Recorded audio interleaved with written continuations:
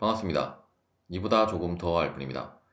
모멘트 면적법을 통한 부정정보의 처짐에 대해서 알아보도록 하겠습니다. 여러분들이 이제 모멘트 면적법을 이용을 하려고 하면 맨 처음 할 일은 이제 우리가 구피 모멘트 선도를 이제 작성을 해야 되고, 이제 이 구피 모멘트 선도에서 EI를 이제 구핀 강성 EI를 나눠준 것으로 우리가 그 선도를 작성을 해서 이제 모멘트 면적법으로 그 보의 이제 처진 문제를 계산을 했었는데, 그런데 이제 우리가 다음과 같이 어떤 복합적으로 하중이 이제 보에 작용을 할 때에는 이제 다음과 같은 모멘트 선도를 작성을 하는 것도 이제 쉬운 일은 아니기 때문에, 즉 이제 우리가 구간별로 또 다 잘라서 또 굽힘 방정 모멘트 방정식을 작성을 해서, 물론 이제 뭐 개형은 여러분들이 어떤 하중에 따라서 뭐 그릴 수는 있겠지만, 이러한 정확한 값들은 이제 구간별로 잘라서 우리가 또 이제 굽힘 모멘트 방정식을 통해서 여러분들이 작성을 해야 되기 때문에, 물론 불가능한 일은 아니겠지만, 이제 하중이 많아지거나 혹은 뭐 분포 하중이 뭐 불균일 분포 하중이 하나만 섞여도 굉장히 좀 복잡하게 가기 때문에, 이제 그러한 것들을 이제 조금 더 쉽게 하기 위해서 우리가 이제 저저번 영상에서 다루었던 이제 굽힘 모멘트 선도의 이제 중첩이라는 이제 개념을 사용을 해서, 이런 각각의 이제 모멘트 선도에 대한 우리가 면적 모멘트법을 이제 모멘트 면적법을 사용을 해서 이제 어떤 처진 값을 구해서 결국 이제 다 더한 것이 이제 최종적인 이제 처짐 값이 된다라고 보시면 되겠고, 혹은 이제 뭐 처짐 가계 값이 된다라고 보시면 되고, 또한 우리가 어차피 중첩법을 다루었었기 때문에 우리가 이제 미소 변형에 있어서는 다음과 같이 각각의 하중에 대한 것들을 따로따로 고려를 해서 결국 더한 것과 이제 같다라고 하는 것이 중첩법이었고, 그런 이제 슈퍼포지션의 개념이 적용이 되기 때문에 당연히 그러한 각각에 대한 이제 모멘트 선도도 이제 따로 이제 분리를 해서 결국 최종적인 값은 각각의 값들을 이제 다 더한 것과 같게 됨을 알 수 있고, 하지만 여러분들이 착각을 하지 말아야 될 것 중에 하나는, 어떤 과도한 변형이 발생을 한다라고 하면 더 이상 이러한 중첩의 원리는 적용이 안 되고, 물론 이러한 여러분들이 데이터만으로 이것이 이 보에 과도하게 하중이 주어졌는지는 알 수 없고, 어떤 이제 보의 재료에 따른 어떤 쿠핌 강도 값들을 알아야 우리가 이제 각각의 내부 응력을 또 계산을 해서 최대 응력을 구하고, 그러한 과정을 거쳐서 갈 수 있는 값이기 때문에, 요즘은 뭐 대부분은 CA 프로그램을 돌리지만 뭐 과거에는 그러한 것을 다 손으로 계산을 했기 때문에 그러한 식들이 나왔을 것이고, 물론 이제 그러한 식을 토대로 또한 이제 컴퓨터를 이용한 그러한 프로그램들이 또 발달이 된 거라고 보시면 되고, 따라서 어떤 사람은 여러분 이러한 제로학에서 배운 지식만으로 어떤 것을 설계를 할 수 있다라고 착각을 하는 사람들이 있는데, 이제 그것은 잘못된 생각이고, 또한 실제 우리가 사용하는 뭐 기계나 구조물이 이러한 보호 하나로만 이루어진 것은 아니기 때문에, 이제 여기에서 보가 두 개, 세 개가 더 복합적으로 가면 문제는 상당히 복잡해지기 때문에, 따라서 여러분들이 이제 CAE에 대한 어떤 개념과 프로그램 활용 능력은 이제 현대에 와서는 이제 특히 공학도라고 하면 이제 필수적인 사항이 되었다라고 보시면 되겠고, 따라서 이제 물론 실무에 계신 분들은 뭐 제 채널에 있는 이러한 이론적인 내용보다는 어떤 CAE 프로그램 활용 쪽으로 많이 이제 보시면 되겠고, 뭐 학생들은 아직까지는 이제 이러한 재료역학 내용을 학교에서 다루고 있기 때문에, 또한 어떤 기초적인 내용은 또 우리가 알아야 되기 때문에 공부를 하는 거라고 보시면 되겠고, 다시 이제 우리가 본 내용으로 돌아와서 이제 이러한 단순한 이제 분포 하중이 하나만 착용하든지, 즉 이제 하중이 하나만 작용할 때는 여러분들이 반드시 이제 이러한 선도는 이제 작성을 할 줄 알아야 될 것이고, 선도를 작성을 하는 것은 물론 재료역학에서도 다루었지만 정력학부터 계속적으로 이제 다루고 있는 내용이기 때문에, 이제 보의 처짐에 와서는 여러분들이 이제 당연히 이제 이러한 선도는 이제 작성을 해야 된다라고 보시면 되고, 따라서 일단 선도를 작성을 해야 우리가 이제 문제를 풀 수 있기 때문에 이제 선도는 반드시 여러분들이 작성을 해야 된다라고 보시면 되겠고, 물론 우리가 다음 영상에서 살펴볼 또 이제 중첩법을 이용한 처짐 해석이 있는데, 우리가 이제 정정보에서 다루었던 것처럼 중첩법은 어떤 특정 지점에 대한 값만 이제 알고자 할 때 유용한 방법이기 때문에, 물론 뭐 이 모멘트 면적법도 뭐 엄밀하게는 이제 특정 지점에 대한 어떤 탄성 곡선의 미분 방정식에 다루었던 것처럼 전체의 어떤 처짐 방정식을 이제 구하는 방법은 아니기 때문에,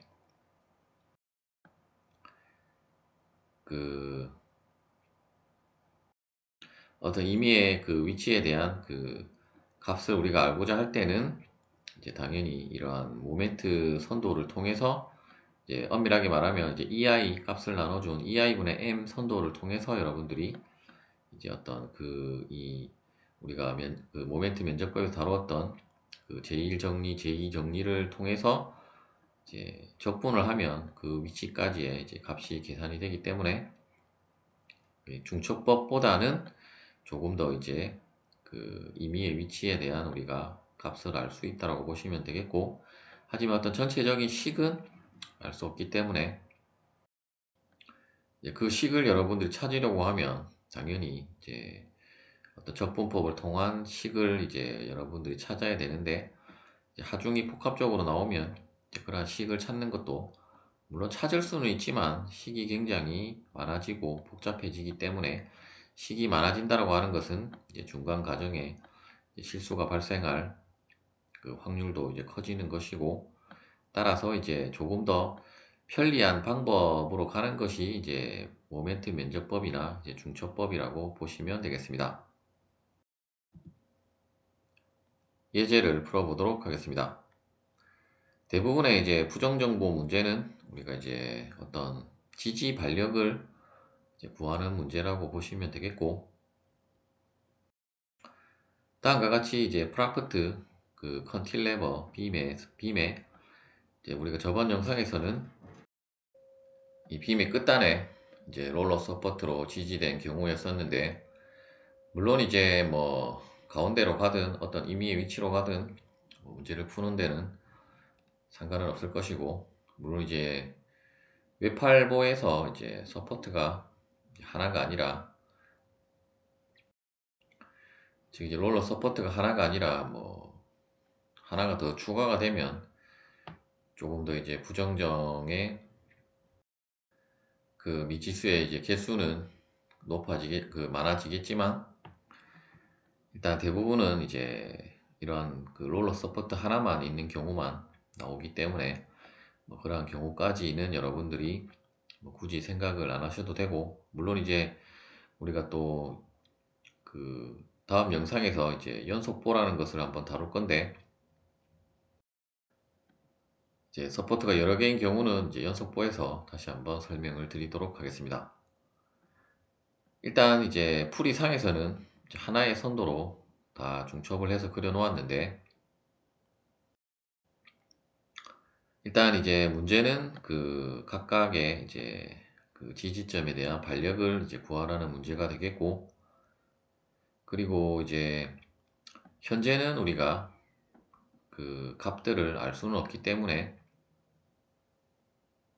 일단 P 빼고는, 외력으로 주어진 P 말고는 이제 이러한 반력들은 알 수 없기 때문에,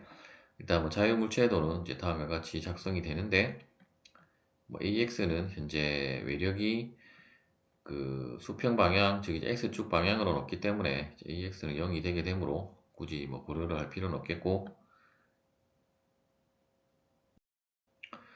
먼저 이제 우리가 앞서 설명드렸던 내용대로 이제 여러분들은 이렇게 그리는 것이 헷갈린다라고 하면 이제 각각의 즉 이제 P가 작용할 때의 외팔보 그리고 이제 P를 제외하고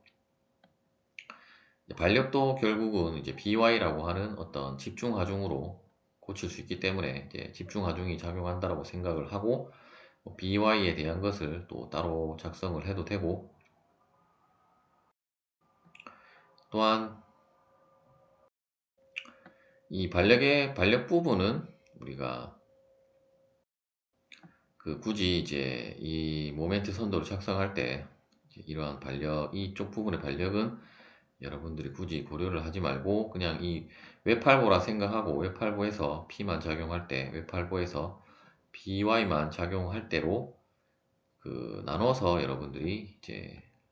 모멘트 선도를 작성해서 이제 EI 값을 나눠주면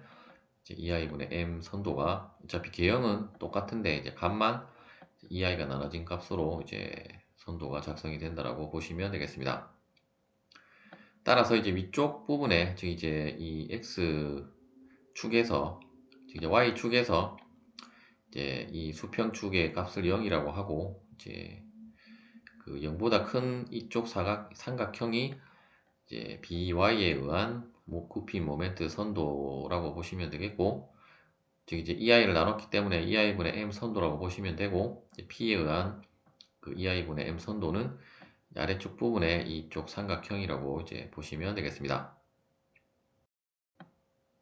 따라서 이제 우리가 먼저 구하는 것은 BY를 이제 구해야 하는데 그런데 이제 A에서 바라본 B의 처짐양이라고 하는 것은 결국 서포트 부분이기 때문에 이제 0이 됨을 알 수 있고 따라서 이제 이 선도에서 결국은 이 사다리꼴 부분의 넓이에 대한 모멘트 면적법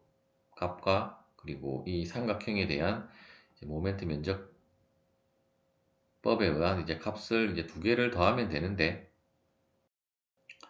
일단 이제 사다리꼴은 우리가 사다리꼴 공식에 의해서 계산을 해도 되는데 특히 이제 이 예제에서는 그냥 이 점선으로 된 사각형을 따로 구하고 나머지 부분에 이제 삼각형을 따로 구한 식이 이제 아래 식과 같이 이제 구해졌다고 보시면 되겠고 일단 넓이는 여러분들이 바로 사다리꼴 공식에 의해서 구하셔도 되겠고 혹은 이제 그렇게 구하면 또 사다리꼴에 대한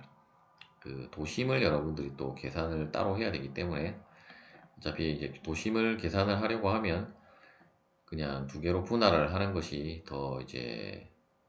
쉽다라고 보시면 되겠고 또한 이제 TB per A라고 하는 것은 A에서 바라본 B의 처짐이기 때문에 항상 이제 B 쪽에서부터 이제 도심까지의 거리를 이제 여러분들이 계산을 한다라고 보시면 되고 따라서 이제 이 먼저 위쪽 삼각형에 있어서의 도심 거리는 3분의 2 L이 되게 될 것이고 이제 아랫부분에 이제 점선으로 된 사각형 부분에 대한 도심은 당연히 2분의 L이 되게 될 것이고 나머지 삼각형도 이제 3분의 2 L이 되게 되어서 이제 이쪽 부분은 이 삼각형의 넓이 값이고 이쪽 부분은 이제 대가로로 된 부분은 이제 이쪽 부분의 넓이 동일하게 이쪽 부분의 넓이는 이 값이 되게 되어서 값을 이제 다 합한 것이 결국 이제 0이 되어야 하므로 따라서 이제 이 방정식에 의해서 by는 2.5p로 여러분들이 계산을 하실 수가 있을 것입니다. 특히 이제 이러한 어떤 변이가 이제 0이라고 하는 이제 처짐양이 0이라고 하는 조건을 통해서 혹은 이제 이 부분이 이제 컴패터빌리티라고 할 수 있는데 그런 컴패터빌리티를 활용을 해서 푸는 것을 우리나라 책에는 또 변이 일치법이라고 소개를 하는 책들도 있는 것 같은데 엄밀하게는 우리가 모멘트 면적법으로 계산을 하는 거라고 보시면 되겠고 물론 이제 다음 영상에서 살펴볼 중첩법으로도 이제 비슷한 방법으로 여러분들이 이제 풀 수 있다라는 것을 알 수 있을 것이고 어쨌든 우리가 이제 by를 구했기 때문에 나머지 이제 반력은 그 이제 평형 방정식을 통해서 앞서 설명드렸던 대로 이제 수평 반력은 뭐 외력이 수평 외력이었기 때문에 0이고, 수직 반력은 일단 AY와 PY가 있었는데 그 두 개를 더한 것이 P와 같아져야 하므로 이제 AY는 1.5P로 계산을 할 수 있고, 따라서 이제 각각의 우리가 그 반력과 즉 이제 이 빔에 작용하는 그 하중을 이제 모두 구했기 때문에 이제 MA는 여러분들이 그 A점에 대한 이제 모멘트 평형을 통해서 이제 그 계산을 하실 수가 있을 것입니다. 계산을 해보면 이제 MA는 이제 0.5PL이 되겠습니다. 시청해주셔서 감사합니다.